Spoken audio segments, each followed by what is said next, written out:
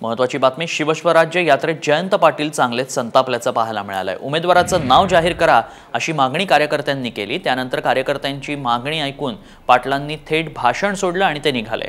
पोरकटपणा मान्य नाही, शिस्त पाळा असं जयंत पाटलांनी भाषण संपवतो, चर्चा करा।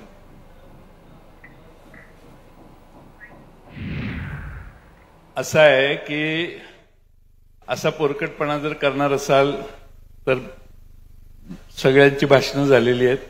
मला काही जास्त इंटरेस्ट नाही। मी पुढची सभा आहे, वेळ वाचवायला मी लगेच जातो।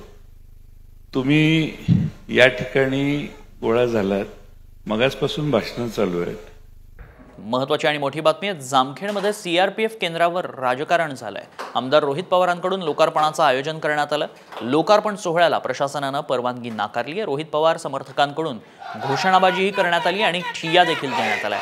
एक्सक्लुझिव्ह दृश्य आपण साम टीव्हीवर पाहतोय।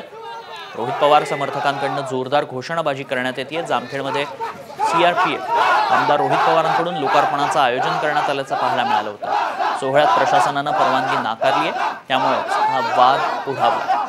आमदार रोहित पवारांकडून लोकार्पणाचं आयोजनही करण्यात आलं होतं, मात्र त्याला नाकारण्यात आलंय। सीआरपीएफच्या केंद्रावरनं राजकारण रंगताना पाहायला मिळतंय।